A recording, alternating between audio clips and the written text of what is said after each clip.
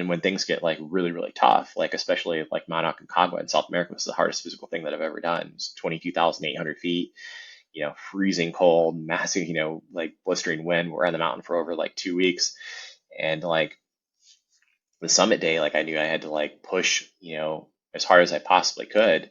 And so I kind of like turned it into a game where I literally would just focus on like the 3 feet that were in front of me and pretend as if like nothing else existed. There wasn't going to be any 3 feet after that I was going to go and imagine. I wasn't going to think about how far I had to go to get to the summit. I wasn't going to think about how far I had to come down that night, how bad that was going to go and suck. Like I was just going to go and deal with that 3 feet at a time. And I just would do 3 feet and another 3 feet and another 3 feet and ended up like, doing that to the point where by the time like hit the summit, like I didn't have any idea how much further I had to go. I didn't like that. I had no idea like where I was, like what I was doing. I knew like if I was like going in the wrong direction, my guide was going to go and like stop me, so I just like had my head down and continued to go. And, my guide like grabbed my waist belt and told me to stop and look up where I was. And, I was 10 minutes away from the summit. And, a couple minutes later, I'm standing on top of the roof of South America. Born in 92 on the block with the Sharks. Come from a different cloth, y'all would get ripped apart. You want it diamond, then you gotta get it in the dark. We dropping nuggets like Carmelo went to Rucker Park. Now we eating from state to state, we scrape the plate. I put my eggs in a basket, took a leap of faith. I took a chance, now we grow and see the impact. Decoding success with special guests, now let's bring Matt. Kyle, what I am super curious to learn is how did you come to terms with quote unquote being different without letting that be a limitation or your whole identity? Yeah, I think as a kid, I just, one of the biggest lessons I think was if I look at the way that my family approached things, and they just made things as normal as possible. And, there's a saying that is one of the many things that's changed my life when I learned it, that like one of those things that really, really stuck, it hit home. Like when I say, it kind of changed my perspective on stuff, like it's something I think about a lot. But the saying is, where the attention goes, the energy flows. And if you put your attention and focus on, something that's wrong with a circumstance constantly, and, or put your attention focus on limits and excuses, all that stuff, right? Like victim mentality with things, then that's what we get more of. And it doesn't matter if you're a little baby or an adult. What you're doing, what your interests are. Like it's so true. It's like what your challenges are, like where the attention goes, the energy flows. And I think that they just focused on the right stuff. Dude, do you feel like that's a muscle that needs to be built, right? Because I'm sitting here thinking about it. I remember when I was in college, I thought I was the most negative person in the world. And I went out, I bought a book called The Power of Positive Thinking. Like I was just always so focused on the negative until I came to realize like, hey, we're kind of hardwired to an extent to really focus there. So for you personally, was that like a muscle building type of thing where you had to like really shift focus, or are you just gifted in a way where it's like, hey, I was able to snap of a finger, just know I needed to shift my perspective? So I think it depends on, on what it is, right? Like I'm of the opinion, I don't think that like there's ever a point that we arrive at being kind of like fully self-actualized. Like there's always different like, areas that are like in balance or out of balance. Like if we're especially with you and your audience, right? Like, decoding success. Anybody that's interested on success on any level for any reason, and whatever that means to them, right? Success is going to go and mean different things to different people. And I think it's like, it kind of just depends. It's like, what are you facing? Like, what are you dealing with? What are you up? Like a mountain climb is going to be different than a cancer diagnosis, versus like, maybe a diagnosis that you receive versus like a loved one. And, there's just life presents so many different things, that throw so many different, unique challenges and situations at us. And I think I think it's just good to like reframe it and like to really think about like, okay, like, yeah, what is it that I'm up to with this? Like, and the people are human. I think that's the other thing that comes to mind with that when you say that. Like, is it conditioned? Like, I think it's everybody I've ever met. Like, people are human, in some regard or some capacity, no matter how amazing or how impressive, that you see somebody. And I've seen people, that I thought were like phenomenal, speakers on stage, and they come backstage and they're total douchebags, right? And it's like I've seen people that like were the opposite. I've seen people that I was like, okay, like maybe this person, like they seem a little bit like too cocky, too confident. Like I don't know if I'll get along with Mm, them or whatever. And then like they're amazing and like such, huge, ended up, being, great, friends and, connections afterwards. So I guess the people, everybody I've met, no matter who somebody is, like they all have stuff to deal with. They all have chinks in the armor. They all have something, yeah. like to deal with at any given time and circumstance. So I think it's, we can't beat ourselves up over that, right? Not having like mastered everything. I think that's, Yeah. Yeah. Hey, you bring up like self-actualization, and it leads me to ask you, what was something you feel like you had to unlearn to get to where you are today? Like maybe something you had to unlearn that changed your life. We're always talking about like, oh, what are we reading in the books, or, whatever it may be, but like oftentimes sometimes we just need to like flush something out, and that's what gets us to the next level. So I'm curious, was there something in your life that you unlearned that like changed everything? yeah, I think it's, yeah, that's happened a bunch too, right? Like there's different times where I can remember where I just like would have something happen. A fun memory wasn't like fun in the moment at the time. I remember like, I was a wrestler, and for the for Yeah. your audience that like had listened to this previous episode, I'm sure there's probably a lot of new people too but we'll probably go into a little bit more of that later in the wrestling stories. But the short story of the wrestling was I was really really bad when I started, and then ended Mm. up becoming one of the top wrestlers in my weight class.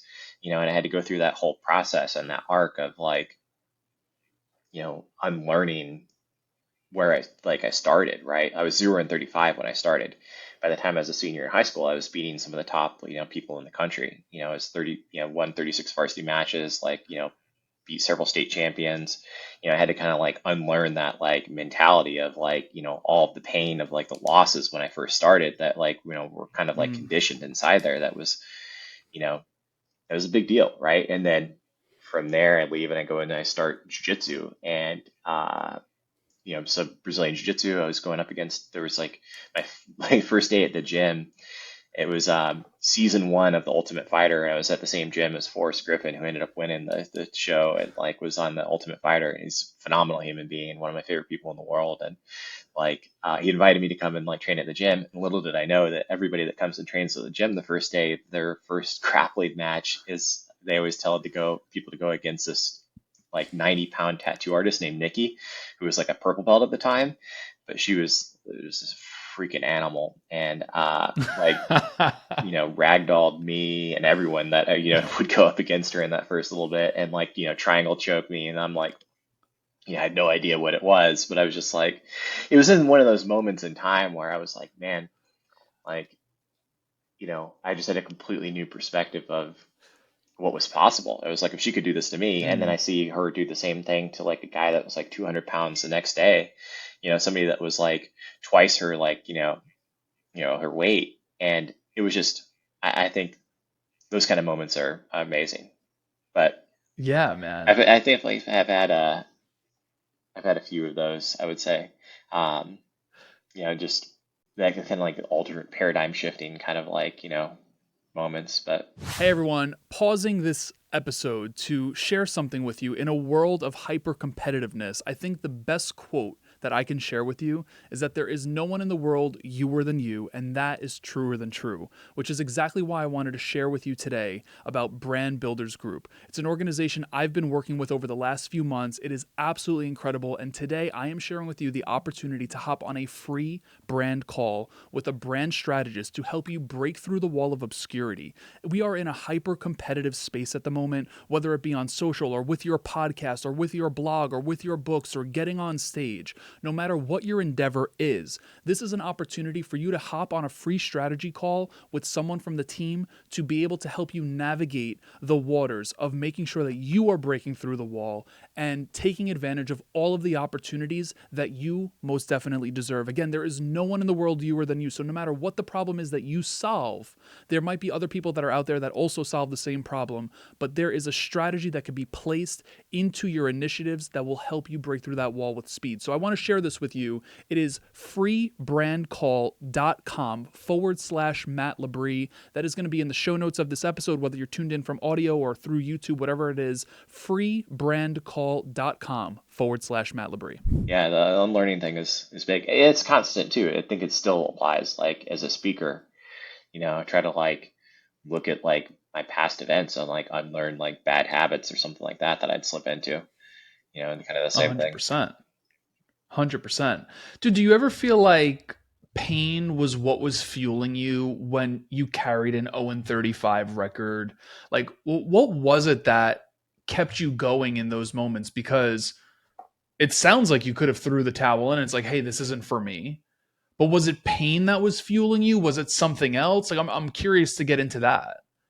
I think at that point in time, I was in sixth grade, seventh grade, like I was just doing it like out of survival and Mm. basically because my mom and dad like wouldn't let me quit, and my dad tricked me into signing up my seventh grade season. I'd lost every match in sixth grade, didn't want to do it again. And he tricks me into signing up in seventh grade and tells me this whole big story about how he lost every match his whole first year. And I knew he'd become like a very successful wrestler later on. And I found out later it was actually when I was interviewing his dad, my grandpa, for my book, that story was a Mm. complete lie.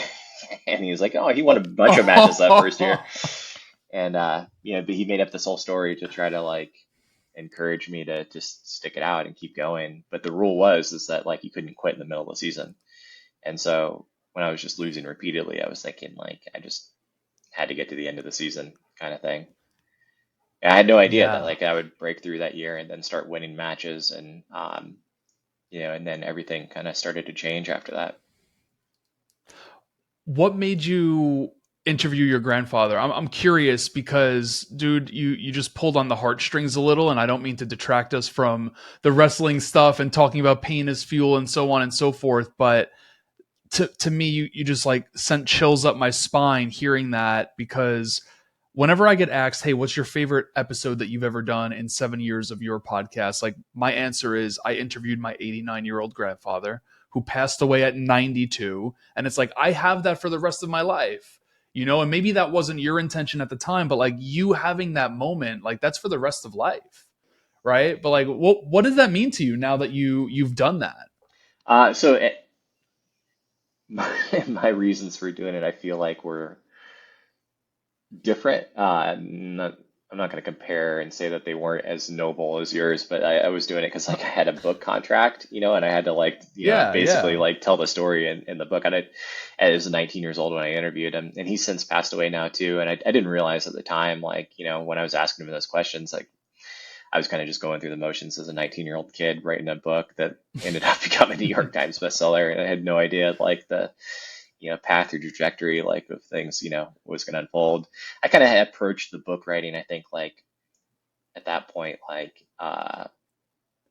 college student. Like I was just like like had to get like an assignment to an editor. Like I had to go and get assignments to like a teacher. Yeah. Yeah.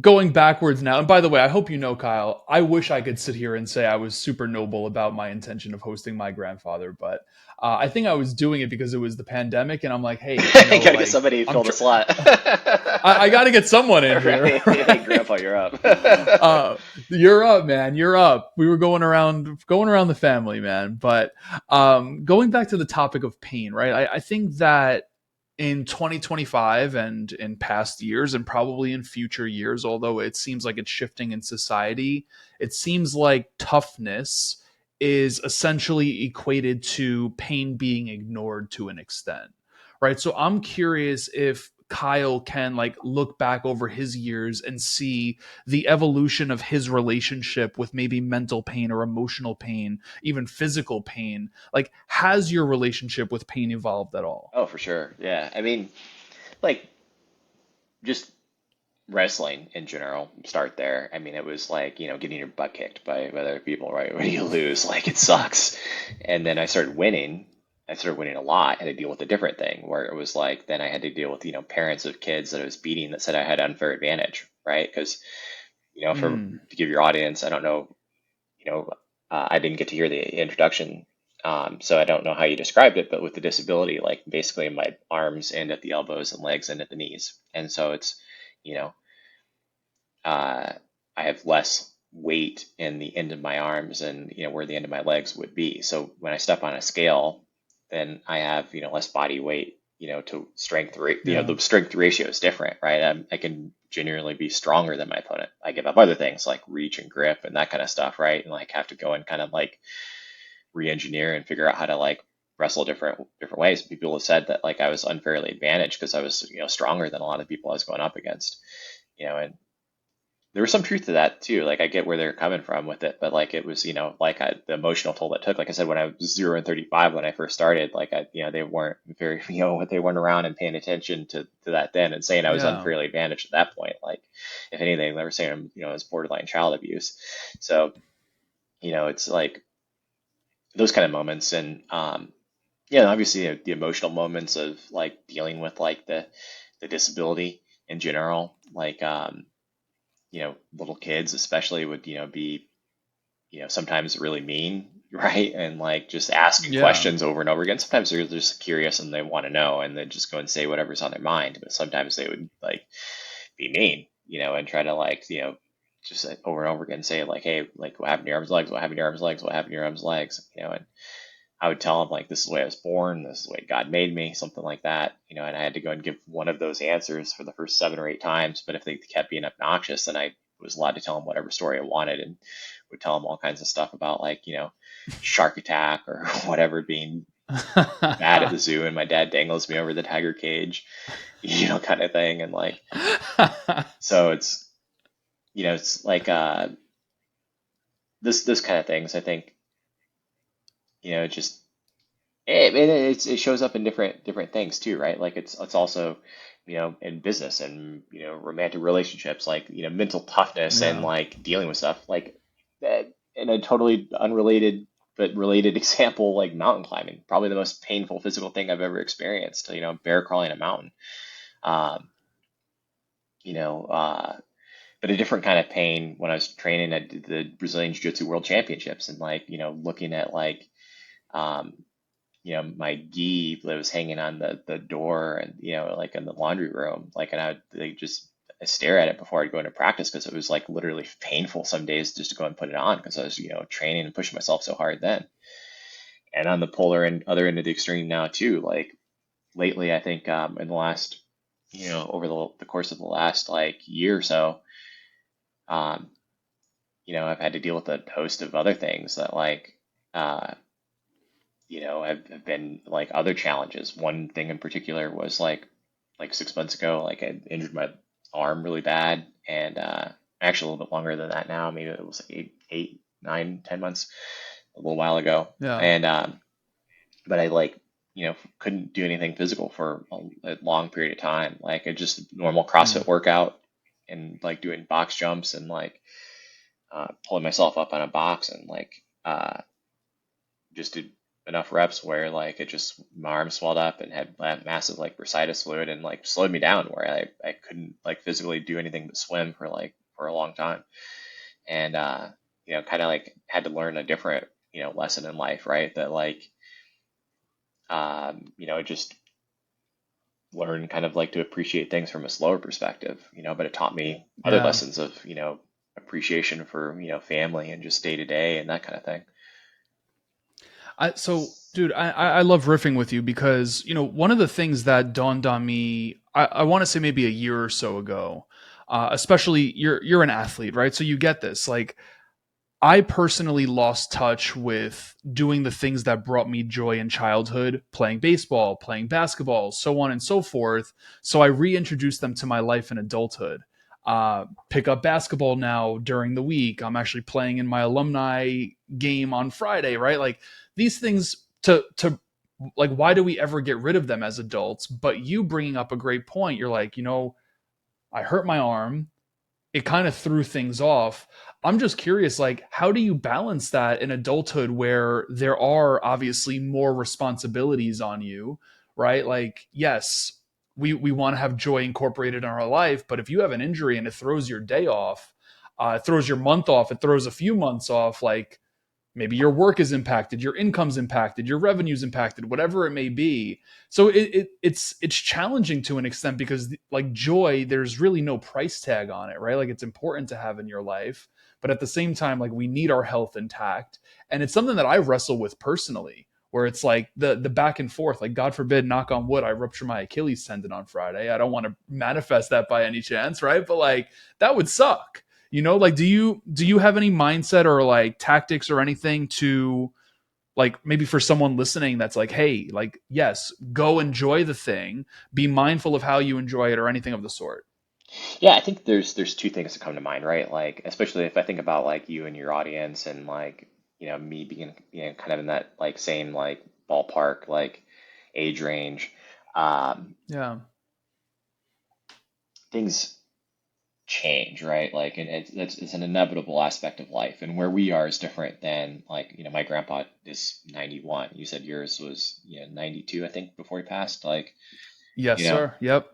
and like I see my grandpa now at 91 and like he's he's still going and like having a good time and like he's sharp and like fun to be around and like loves to tell some hilarious stories, but like physically you know he's struggling and he used to run marathons and Mm. like he used to like he was very active, and just would constantly be on walks and like a pitcher in his softball league in the neighborhood kind of thing, and like but now he's 91 and plays bocce and won a bocce championship and like that's cool, right? It's a different kind of like kind of Bocce's thing. awesome. Yeah, it's very neat. So um I guess what comes to mind there is like I think it's just like the stages of life, right? Like present us with like different you know points of which to like pause and like reflect and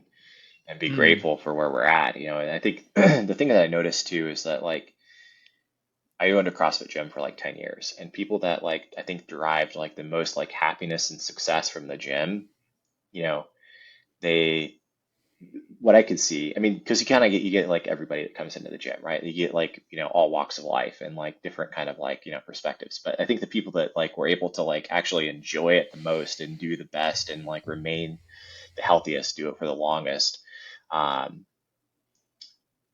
are like basically the ones that did it consistently, Mm. but not to the point where they burnt themselves out. But they were like, like fiercely consistent, like, but not too much, right? Like Yeah. they knew when to like step off the gas pedal, right? If things got busy at work or home. And I think they were competitive, but they were competitive with themselves more than they were with like the rest of like the gym or the Mm. other like other they weren't comparing themselves to like other people that they shouldn't be comparing themselves to. Like they really had like a firm grasp on, you know, what their like comparison should be kind of thing.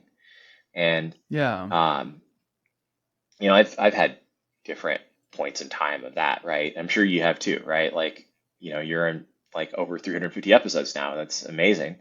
And, I know for me, like you know, when I first started speaking, like comparing myself to someone like a Tony Robbins or something like that, I was like, I want to be doing that kind of thing someday, and I haven't gotten there, and I don't know if I ever will. But I think it's like I'm okay with that. I'm okay with the fact that I don't own half of Fiji and have people fly in to to go and do it. Like I enjoy my life, and like there are struggles, that, but everybody's got them in different kinds of ways. And I'm, grateful for just every day to get to be alive to go and see, you know, what that day's going to bring. Um, So this is good, dude. I need to know. It sounds like you've went from maybe seasons of comparison to acceptance now. So from Kyle's perspective, what was it that led you to be able to accept, hey, maybe I don't get to the level of Tony Robbins. Maybe I don't get the opportunity to own half of an island or whatever it may be. Like that right there is the gold. And hearing you share that, like that warms my heart hearing that, like you embody that. What does it take for someone to embody that? yeah, I think well, I look at that and I'm like, what else do I get to go and do in return as a consequence? I don't have Mm, those things, but like, what are the things that do I have that like, that I'm grateful for that like, that I didn't expect, that I'd have, and I think that like those kind of moments that happen and show up like allow you to be happy and grateful. Before we started recording, I mentioned to you that I listened to um, the episode that you did recently on happiness, and it was like I think that one of the things that stood out from that, is like the intentionality behind being present, and like focusing mm, on being in the moment with something, right? And I think it's um, it gives you kind of a different insight. Like if you're stuck in your head and you're like beating yourself up over, and I've been there before too, right? Like I've done this and to myself repeatedly for years, where like I would be kind of like you know workaholic, like sometimes like irritable, not necessarily fun to be around, like you know um,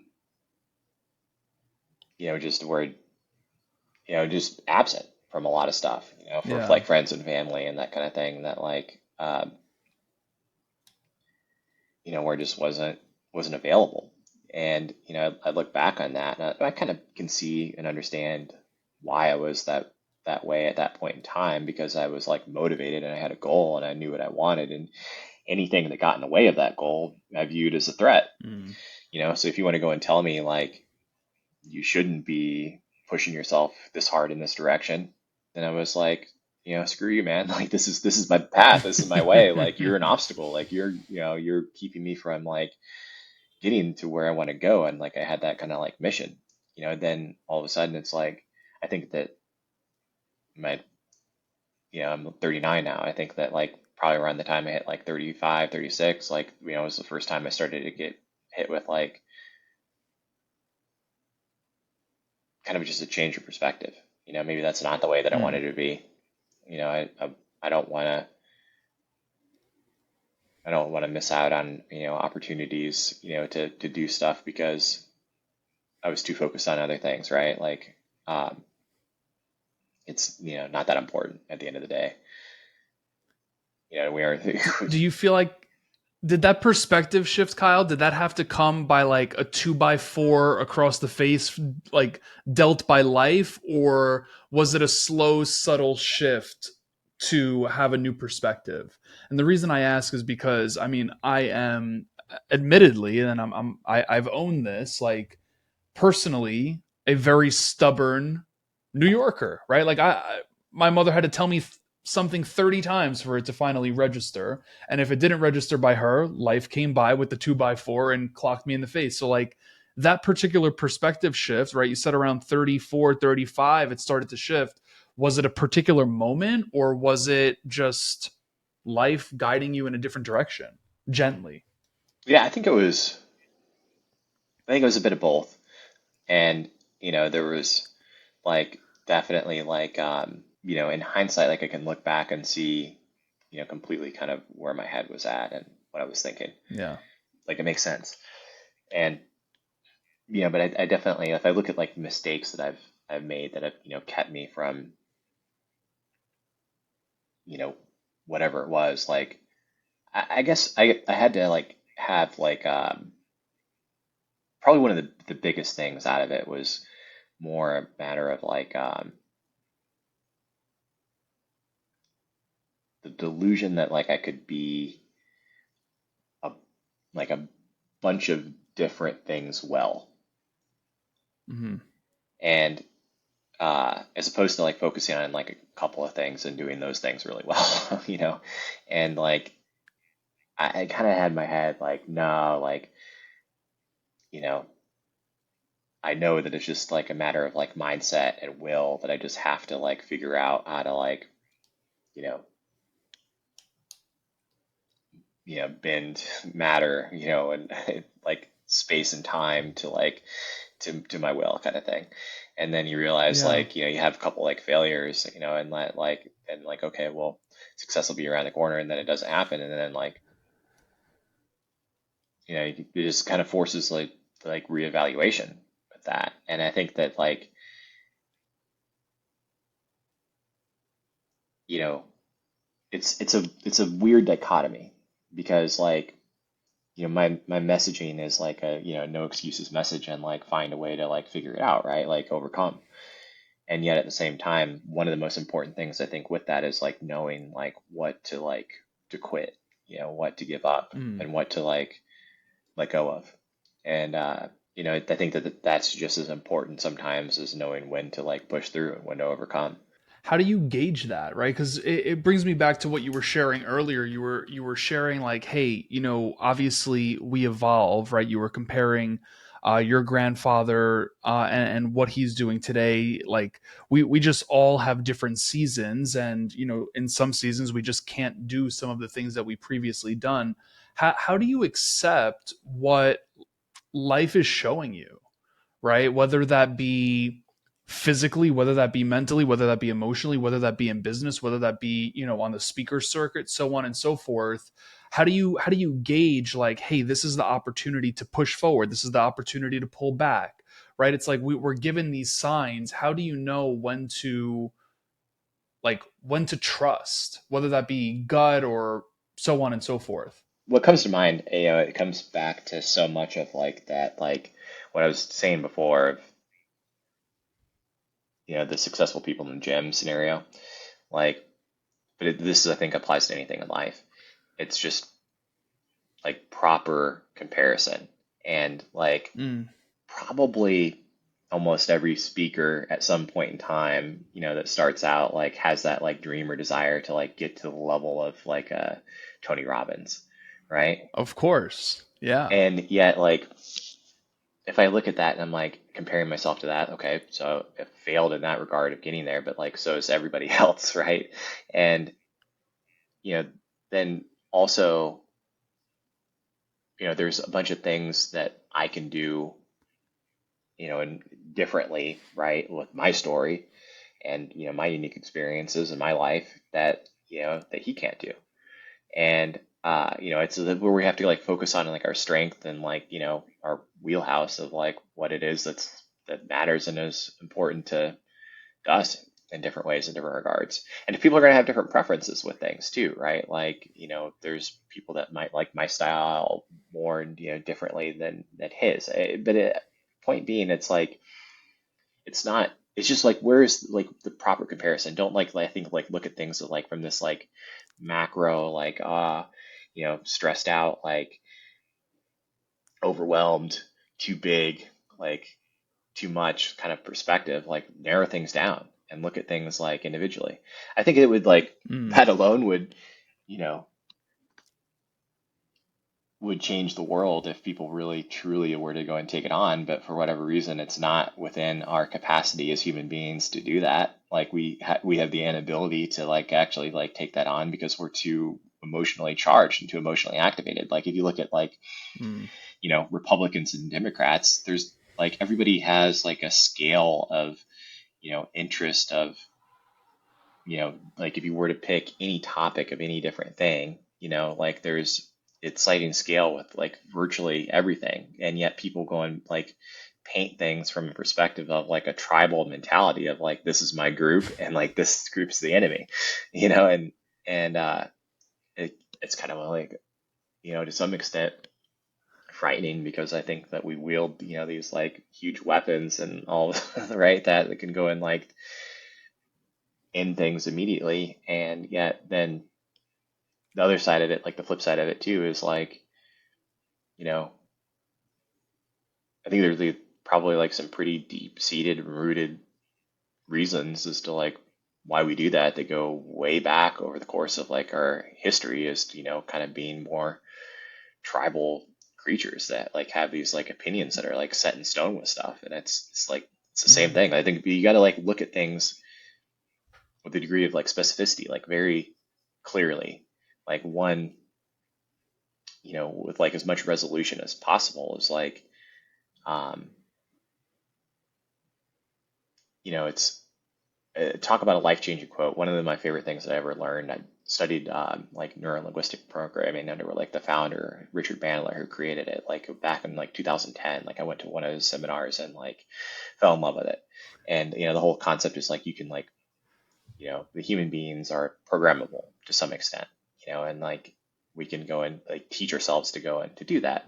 One of their like core presuppositions, they call it, like their like core beliefs, is the map is not the territory. And Mm. that like concept changed my life when I learned it because it like taught me like this: everybody has maps and perceptions, okay, but it's not the territory. Like the territory is whatever like the reality is, and territory is of like this specificity. Like once you remove like the opinions, beliefs, like all that stuff, right? Like you take away everything that's like clouding whatever like the most objective view is.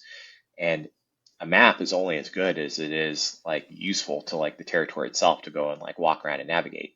And different people, things happen to go and update your map in different ways. And in a lot of regards, like, when people go and interact with me, for instance, a lot of the time they haven't interacted with somebody that's like a quad amputee that's, fought in MMA or climbed mountains or set records in weightlifting and that kind of Yeah. stuff, right? So it's like, when I had inadvertently like practiced with this over the course of my whole life, because when I go and meet people, then people have like, kind of like a pre-existing idea of, what they think my capabilities are with stuff. And then, they go and find out that I've done these other things. And then it just completely changes like, like their map and like perception of, of kind of what's like possible there. But that same principle applies to like literally anything, right? And I think that you go and take like an individual at any level and like the dimensions of that individual.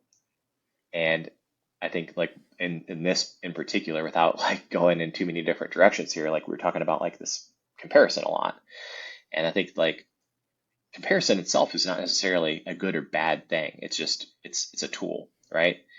We are the ones that like apply like that like mentality of like good or bad like over top of it. So comparison itself is not necessarily, it isn't good or bad. It's just an idea. Like there's a Thoreau quote where he says, "Comparison is the thief of joy." Well, like that's only necessarily true if you allow it to be the case. But I mean, Mm. most certainly, I would agree with the fact that like improper comparison is a thief of joy. Like I said, with the people in the gym that are really, really successful, like, what I noticed was that like they would compare themselves accurately. Like they wouldn't set their expectations beyond like, where they believed, like beyond like what they would believe to be possible. They kind of like were in that like most of the time that like, you know,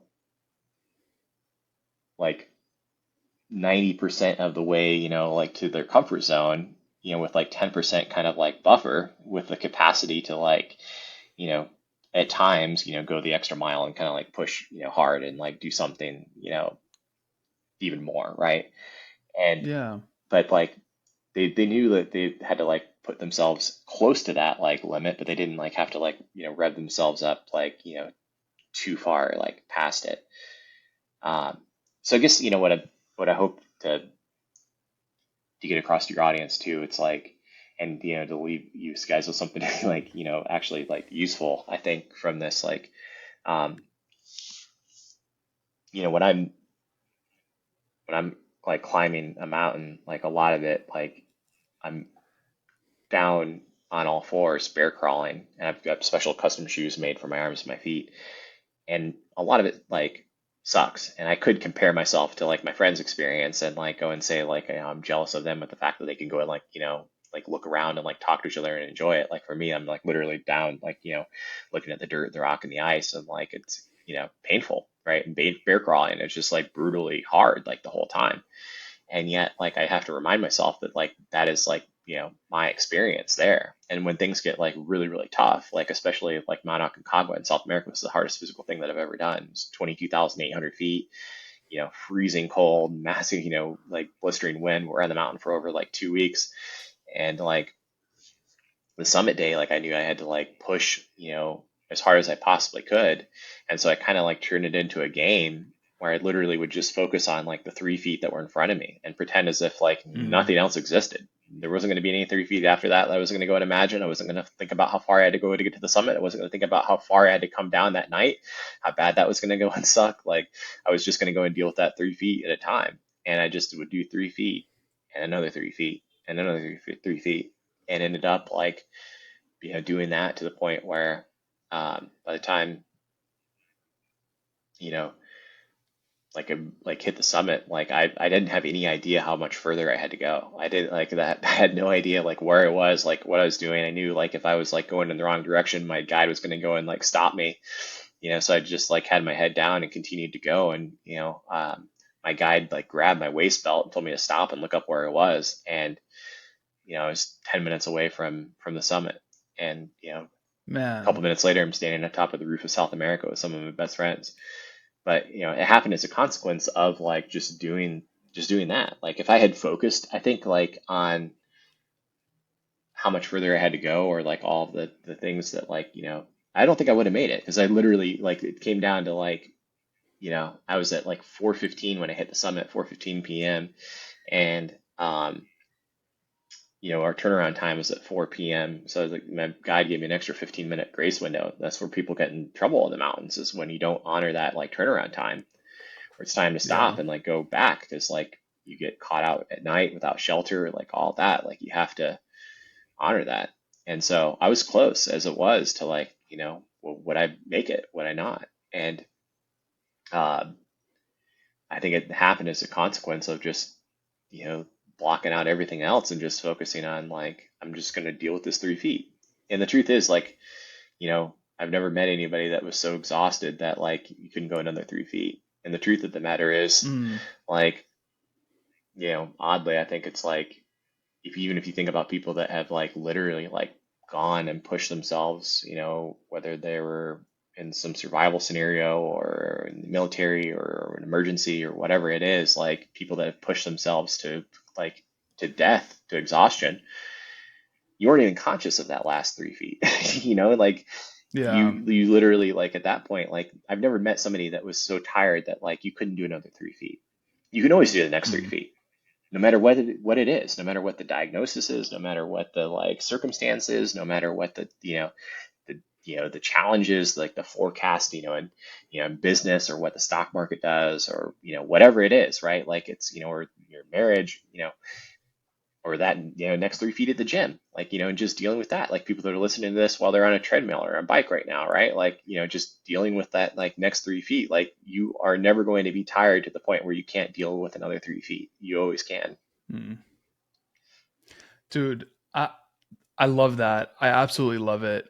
I need to know what's Kyle's next impossible. And I'm doing quote unquote for anyone that, can't see this, right? Maybe they're not watching on YouTube, but like, what's your impossible, right? Because you've defied so many odds, whether it be, trekking up mountains or the wrestling stuff, or even on the speaker circuit, man. Not everyone becomes a New York Times bestselling author either, right? So like you've turned a lot of impossibles to possible in so many ways, but like what's next for you in that regard?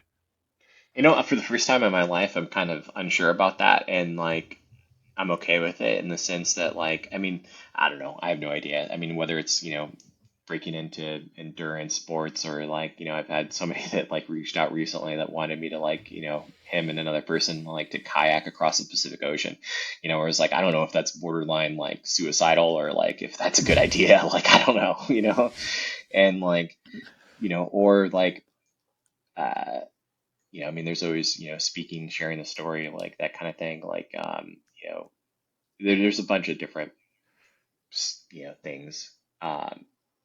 But for the first time in my life, I think that, like I mentioned, briefly, like, dealing with like a physical injury that I'd never dealt with before, Yeah. kind of put things in perspective where like it made me realize that I don't necessarily know what that next thing is going to be, but I'm okay with that.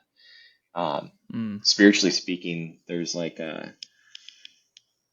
I, I, you know, I think that like there's like a spiritual wealth and growth that comes from like those kind of moments in time that like, is a different kind of like wealth that than like the actual, right, like tangible, like I can go and like buy a new car kind of thing, right? Um, it's and I've kind of like I grew up in a Christian family and still consider myself that, but I've been influenced by all different faiths and beliefs, and um, I think there's like a Hindu teaching of Brahman and Atman. So like the idea of like Brahman and Atman, like Brahman of like the God, Godhead, like and Atman of like the soul. But there's kind of like a union of like the two of those things. It's like the idea of the self. And uh, without going too far into it and complicating it, there's a scriptural quote that says like, I think it's maybe in the Upanishads, I'm not sure where, but it says like Brahman and Atman are unknown to those who know them and known to those who do not. So to know them, you have to give up knowing them. Mm. And I think it's kind of like it's a reminder of like, to me, I take it to, if I were to like make it like more Western or practical, I would say that like it's,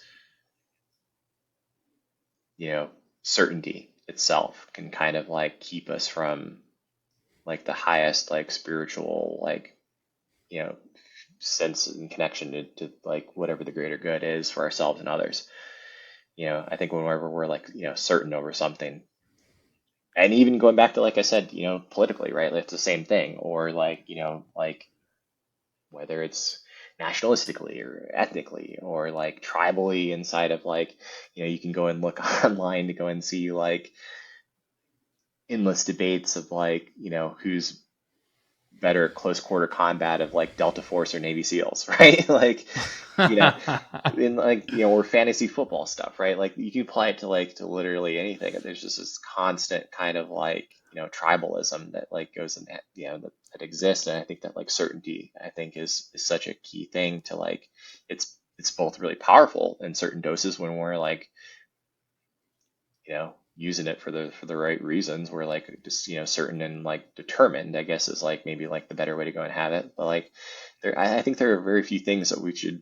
The confidence is different than like certainty. Certainty itself, I think, is kind of like uh, kind of toxic, kind of an issue, kind of like Mm. it's you just don't ever truly you don't truly know. And I think that like the more that you are okay with that, I think it provides you with a different sense of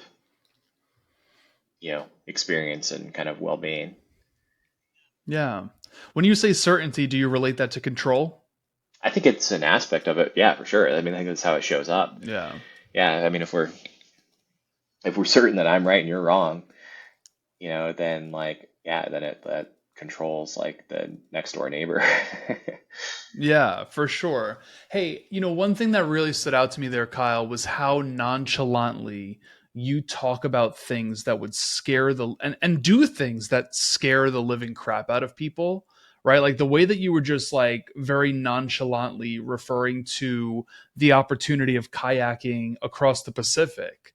Like it literally makes me think, does Kyle not feel fear?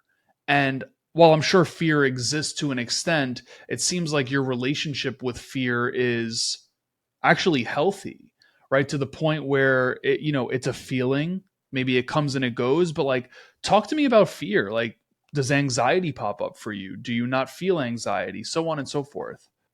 Yeah, no, it does for sure. And I think like what comes to mind, I did an interview like shortly after summiting Aconcagua, and that mountain I was mentioning down in South America, the one Yeah. that I did, that was the hardest physical thing that I've done. So that I said in that interview that like, my goal is not to live to be 1,000. Like I want to go out and Mm. have my life mean something. And it's, I think, I think there's a bit of that exists. It's like, what good is our life if we don't ever like use it for something? And but then on the flip side, I think it's kind of like what I've learned more lately. I think, and this is ties kind of everything together that we've talked about, but it's the idea of relativity.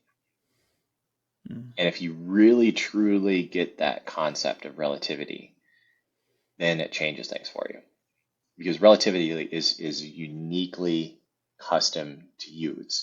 What I mean by relativity is like you have your unique capacities, your unique limits, your unique dimensions, and everything. If you were to like drill that down to like whatever it is that we want to go and like discuss, and there are things that you would blow me out of the water with. There's things that I'd blow you out of the water with, right? There's things that like, strengths, there's things that are weaknesses, or things that are interests, there's things that aren't. And like, uh, you can apply it to anybody with anything. I think that like the idea of like relativity though is like to get that proper diagnosis, that proper look at ourselves and our scenario and circumstance, and go and say like, you know, what is like, what is it for me, or what is it for this Mm. individual? And to look at that like objectively, I think is, that gives us like the best sense of like that creation of that map, that like, allows us to have that like, that gateway to proper comparison. I think, to your point of like control, like it, gives us opportunities to go and, to see like, okay, are we being, controlling or fearful here in this way? Or are we maybe not being controlling or fearful enough in some ways, right? Like, are we delusional? And it just gives us the most kind of like objective, like, view that like the idea of like relativity is like, it's unique to me. I'm not, I know like Yeah. if I said like if I were to break into the endurance world or something like that, right, and do like an Ironman triathlon, that would be amazing. And it would be really physically difficult, something that's outside of my comfort zone right now, and like is, it's beyond the scope of, what I can kind of currently do. But yet, like I look at other people that I've like, I've gotten to uh, become like acquaintance buddies with, like the Iron Cowboy, who's done 50 Ironmans James in 50 Lawrence. states, 50 days. Yeah. Yeah, James Lawrence, and I think he did like 100 and 100. Yeah, I mean like he's done something insane. Like I mean like David Goggins is another one, like an acquaintance friend. Like he's like, uh, you know I remember like we had a conversation when he first started like kind of breaking into like the speaking world, and you know I didn't really know that much about him. I knew a little bit about him at the time, and but he's just another person too, where it was like, just from one conversation, I was like, wow, like he's just different, just built different, and like, but yet, right, like if we were to go and like take them and then compare them to, to like this conversation with you, for instance, like have like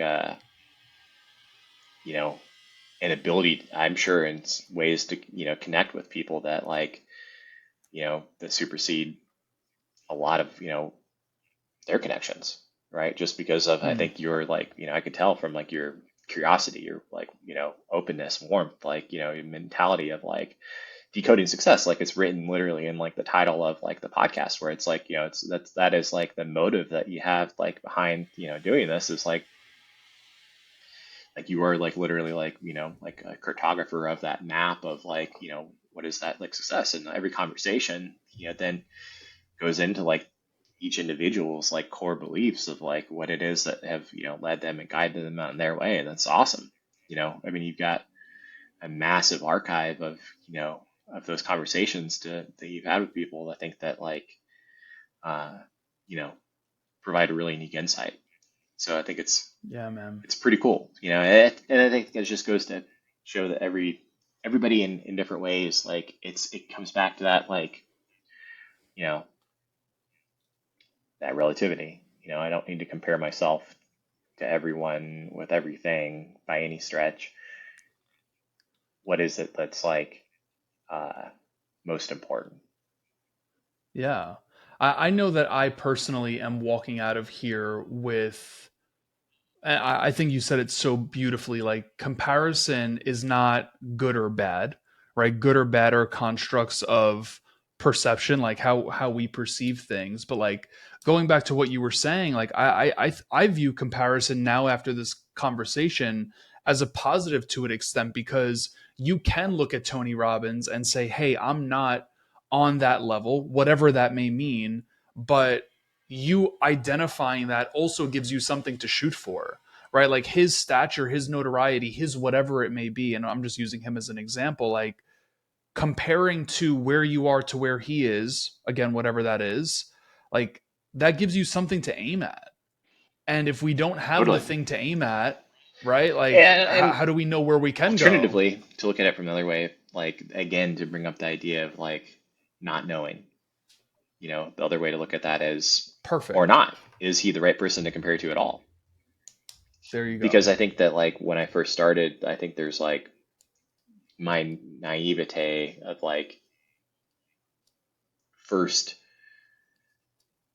first looking for somebody, you kind of like always like, look for like the biggest, and like the best.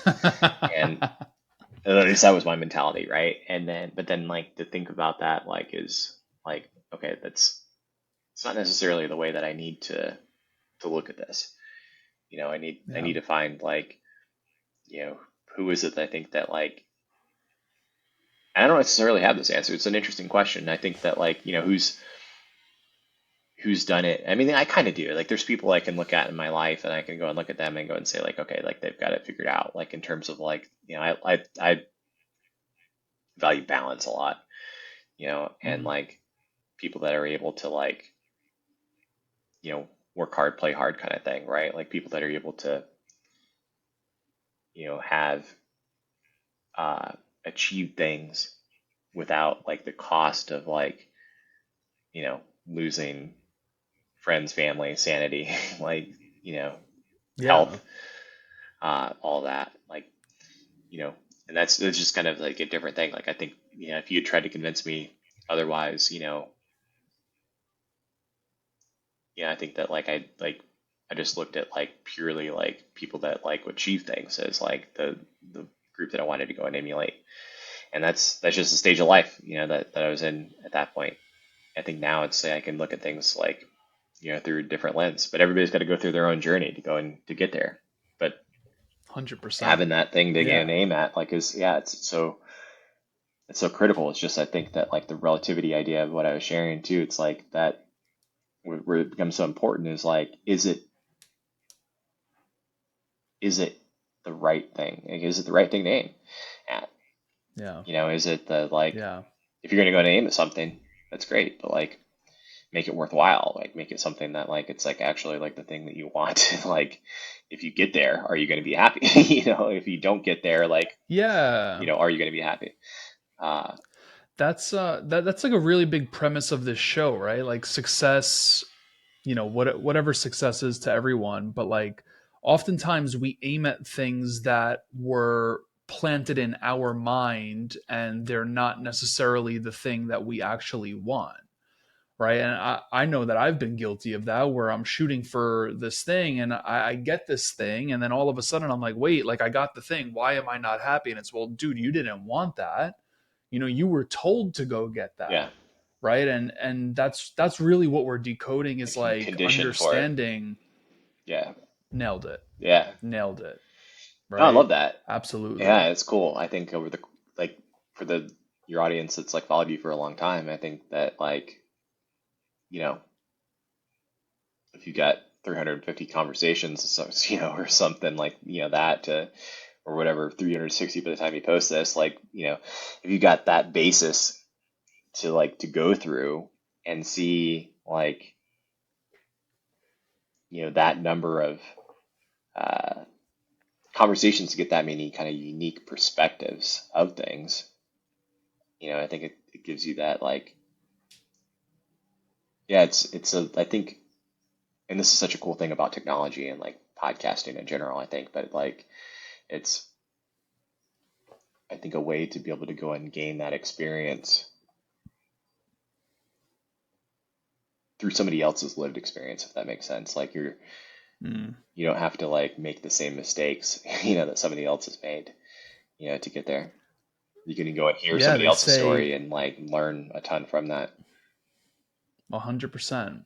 There's a quote, and I just heard this 2 weeks ago. I might have said it 1,000 times in these 2 weeks, but a wise person learns from their mistakes. The wisest people learn from the mistakes Wow. of Yeah, others. I love it.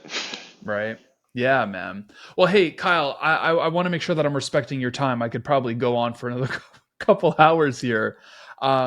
At the end of every episode, I ask three particular questions. The first one I stole from a gentleman who was on the show, Dr. Michael Gervais.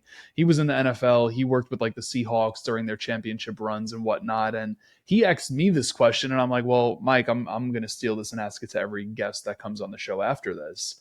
And the question, it's rather hypothetical, but it's something along the lines of, if I know what Kyle knows, how would my life be different? I would go with that as from a lesson my grandma taught me as a kid, Mm. and probably one of the most important lessons I was ever taught. And in order to like help like people, help me learn to be comfortable with people, and then like with regards to the disability, she would go and take me grocery shopping with her, and uh, we'd practice meeting people in the grocery store. So she'd push the cart up next to somebody and she'd introduce herself first, and she'd say, "Hi, my name's Betty," and I'd be 3, 4 years old sitting in the front seat of the grocery cart just shopping with grandma while she was cooking dinner, and I'd practice then too meeting people and like reach out and shake their hand. I'd say, "Hi, my name's Kyle." And she said, when people hear your voice and they see your face and they shake your hand, the disability will fade away. Mm. And I think it's I think it's kind of become like true in that sense that like everybody that I've gotten to go and meet, they have I can like see on their face something different about like the way that like they would like look and like interact with me, where they don't necessarily know, right? Like it's kind of like an uncertain thing, catch people off guards a lot of the time. um, but my goal would be to like quickly let them know, reach out, shake their hand, introduce myself or whatever it is, and then say like, it kind of, I wouldn't necessarily say that like what she had told me, but but it's kind of like the embodiment of living it, where it just makes things kind of normal.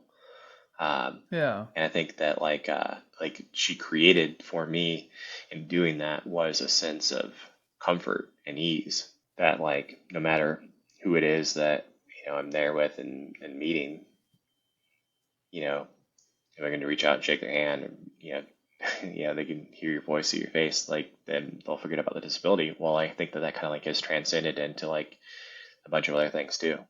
I've gotten to meet a bunch of people that have achieved pretty incredible things, and but I think that like I got to see like the humanity with them too. And I think that Yeah. that is kind of, whether it's kind of in everybody, like no matter who somebody is, like they could have, the greatest strengths in the world, but you also know like they have a human side too. Absolutely, dude. Absolutely. I know that you've done a ton of these podcast, media, so on and so forth. I always ask this question to cover my ass and make sure that I'm doing what I need to do by the guest that I'm featuring and also our audience. But like, what's a question you wished more people would ask you, and how would you answer it? Hmm. I I don't know if I would change. I don't know what I would change about that.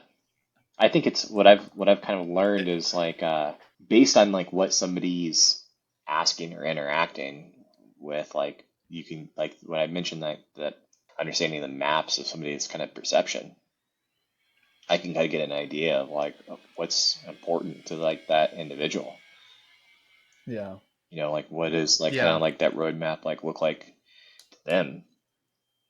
Um, just from a glimpse, of like getting to Yeah. like hear kind of like a couple minutes of like, the kind of questions that somebody asked. So I guess maybe the thing would be if there would be something, it'd be like clarification.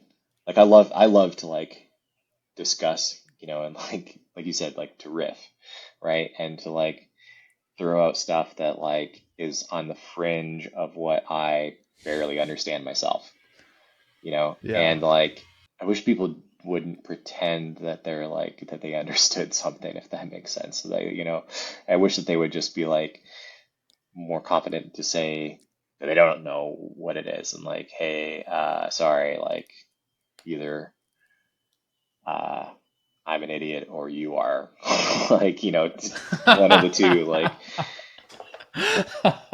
clarify. I think that would be. Yeah. Dude, I just did that in a room full of people in Nashville last week. I just didn't know a word. Like someone was up on the in front of the room presenting, and I'm like, the word was cannibalization, and it was used in the term of business. And Kyle, I just sat there and I'm like, I'm thinking of the horror movie, The Cannibal or something like that. I'm like, no, that's definitely not what this means. But yeah, no, man, like I totally respect that, and Yeah, but it probably takes 50% courage of to the do room that. would sit there and like nod and pretend like that they knew what it is. Had no clue, Yeah. dude. Had no clue Yeah, I'm sure a whatsoever. lot of other Takes people were, courage to were do grateful that. for you asking that, and like clarifying. Yeah, Well, I think what you're sharing there, like that to me is what leads to evolution, right? Because in that, and I'm not doing this to toot my own horn, but like in those moments, your ego has to go in the back seat, right? Like especially if you're doing it in a room full of people, or if you're doing it in a podcast episode where it's like, hey Kyle, I don't understand one of the concepts you just shared. Like this is going to reach thousands of people, and now people look at Matt as the person that doesn't understand that, right? Like your ego goes in the back seat. It gives you an opportunity to be a student of life, to learn from another person's perspective. So I love that you shared that, dude. Like I think that's such an actionable thing for people to walk away with from here. It's like, be a student of life, right? Just totally. be a And student. and Be a student. with that like beginners kind of like understanding of like something where it's like don't ever lose that, right? Like it's even if you apply it to something like if we talk about like learning like a wrestling or jiu-jitsu move or something like that, then like um, some of the best people in the world, like they don't ever like they might learn something from 100 different people. They may learn the same technique from 100 different people, but you might learn something kind of unique that you wouldn't have seen before if if you don't do that, right? Like, Yep. and sometimes it takes that time to go and do it, but like it actually makes a difference. Like one of my favorite stories in sports, I think it was John Wooden, the old UCLA basketball coach, who was like legend, Yep. and uh, he would like start the season frequently with like just holding a basketball, and he would say like to like obviously a group of like some of the most like highly recruited like athletes in college sports, and he'd say like this is a basketball, Mm. and like pass it around, like I want you to like touch it and feel it, and like hold it. And it's but it kind of like for them, like he would kind of challenge them and like, you know, okay, you came in here like highly recruited, highly like sought after, but now that you're here, you have to earn it in a different kind of way. Like you aren't special. Yeah. You have to like Yeah. you have to earn it in a different regard.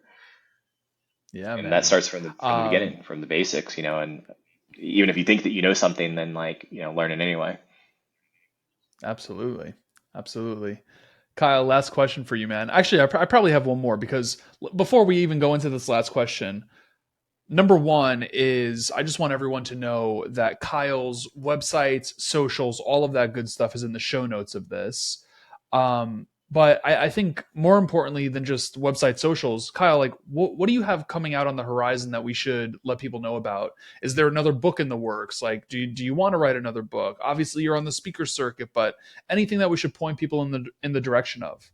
No book plans currently. I think not to say that there wouldn't be a possibility of that somewhere down the road. I think yeah.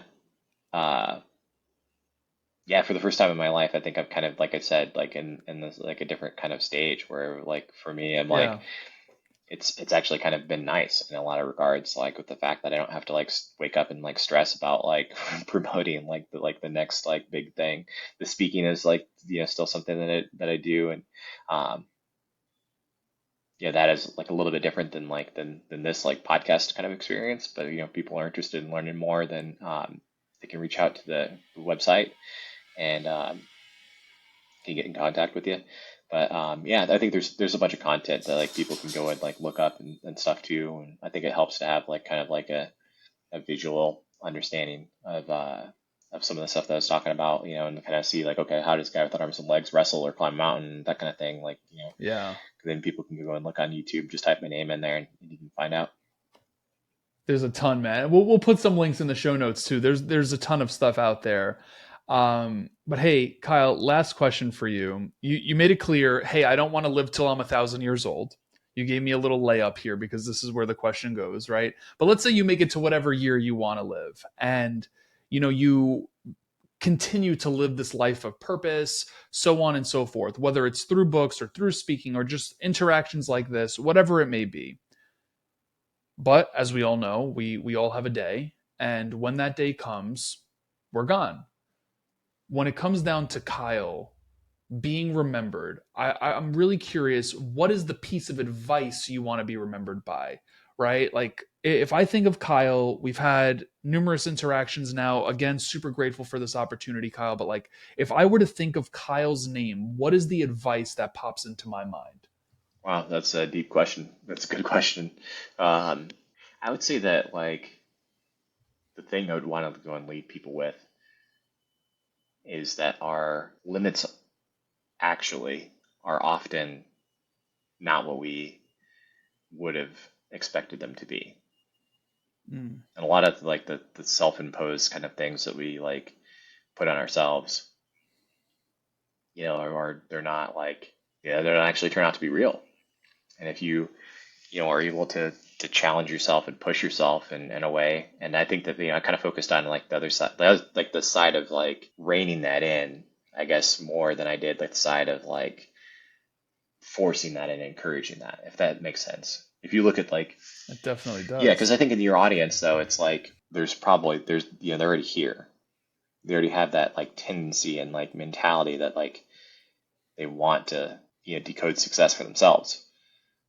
And uh, so that's if they're already here and they're already on that like path of like decoding success for themselves, then in all likelihood they probably need the like the other side of like things, reminders of like how to go and rein that in. And when that like gets to be like a little bit out of control sometimes, but there's both, right? Like it's, and that becomes that like that debate with things of like, does this make sense? Is this worth it? Like, instead of like whether it's, you know, crossing an ocean in a kayak kind of thing or canoe or whatever the, scenario is. Okay, maybe that seems like a little out there, a little crazy. Maybe, but maybe it isn't. And we talked about fear. right? We talked about that. Like, I think that like that dance with that, like um, it's really interesting. Eh, and maybe as like a final thought, there's this amazing series of books.